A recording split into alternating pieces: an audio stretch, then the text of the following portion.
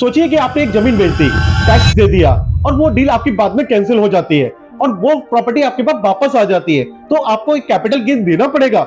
हम आपको इस वीडियो में आपको डिटेल में बताता हूं कि कैपिटल गेन लगेगा या नहीं लगेगा। सुप्रीम कोर्ट ने इस केस में बताया है कि no real income no taxes. आज मैं आपसे बात करता हूं सुप्रीम कोर्ट के लैंडमार्क जजमेंट पर, CIT versus Lok houses and construction. इस केस में क्या हुआ कि कंपनी ने एक अपनी जमीन बेच दी, इनकम टैक्स डिपार्टमेंट को अपना रिटर्न जमा करा दी, टैक्स जमा करा दिया और बाद में क्या होता है कि उसकी डील कैंसिल हो जाती है। बाद में क्या हुआ कि कंपनी ने अपनी एक्चुअल फाइनेंशियल पोजीशन दिखाने के लिए कंपनी ने अपनी रिवाइज रिटर्न फाइल की और रिफंड क्लेम कर लिया। कंपनी ने कैपिटल गेन विड्रॉ कर लिया। इस केस में असेसिंग ऑफिसर का कहना था कि एक बार सेल्स हो गई तो इनकम एक्वायर हो चुकी है और उन्होंने टैक्स लगा दिया। मामला गया बॉम्बे हाई कोर्ट के पास और फिर सुप्रीम कोर्ट तक। सुप्रीम कोर्ट ने इसमें साफ कहा यदि ट्रांजैक्शन कैंसिल हो गया है और कोई इनकम जनरेट नहीं हुई है और प्रॉपर्टी वापस आ गई है, वो इनकम रियल नहीं है, वो सिर्फ हाइपोथेटिकल है। कोर्ट ने कहा कि इनकम टैक्स केवल रियल इनकम पर लगता है जब सेल कैंसिल हो जाए, तो सेक्शन 45 के अकॉर्डिंगली कैपिटल गेन एक्वायर नहीं होता। यदि आप कोई सेल्स जेन्युइन तरीके से कैंसिल होती है तो वो आपके बुक्स में प्रॉपर्ली दिखाया गया है, तो उसके ऊपर कोई कैपिटल गेन टैक्स नहीं लगेगा। याद रखिए कि जहां पर कोई रियल इनकम नहीं है